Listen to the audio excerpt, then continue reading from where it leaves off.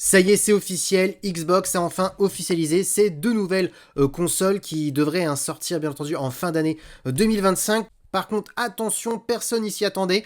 Xbox a fait tout simplement une collaboration avec Asus, parce que oui, je vous le dis souvent, les Asus ROG Ally, c'est des très bonnes consoles. C'est un peu la concurrente pour le Steam Deck et bon, pour la Nintendo Switch. Maintenant, on peut dire que c'est une concurrente parce que la Switch 2 maintenant touche un autre public. Et là, c'est vrai qu'on avait depuis plusieurs semaines des rumeurs comme quoi Xbox voulait sortir sa propre console. Bah, la rumeur était un petit peu fausse, parce que du coup, vu qu'ils ont fait une collaboration avec Asus, bah, c'est pas vraiment eux qui ont fait cette console. Du coup, je vous donne les noms de ces deux consoles. On aura une console qui sera performante et ce sera pas la plus performante, ça sera la ROG Xbox Ally. Ensuite, le deuxième nom, ça sera la ROG Xbox Ally X qui sera la plus performante.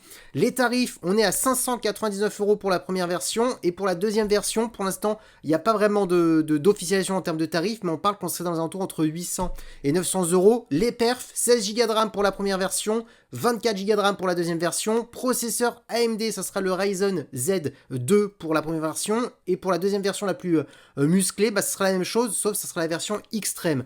Les performances, on parle qu'on serait sur une performance d'une PlayStation 4 à PlayStation 4 Pro pour la version la plus performante, donc ça serait ça les performances de cette console, donc rien d'exceptionnel, un écran Full HD avec du 120 Hz, donc un peu comme la Nintendo Switch bien entendu, donc pas de grosses caractéristiques exceptionnelles, on va pas se le cacher, donc c'est un petit peu sur la lignée que ce qu'on pourrait retrouver sur les Asus de ROG Ally, donc un petit peu bizarre ce qu'a fait Microsoft, parce qu'on parle quand même de Microsoft, on parle quand même de Xbox, qui est comme une marque de gaming, on a l'impression qu'ils ont perdu le savoir-faire.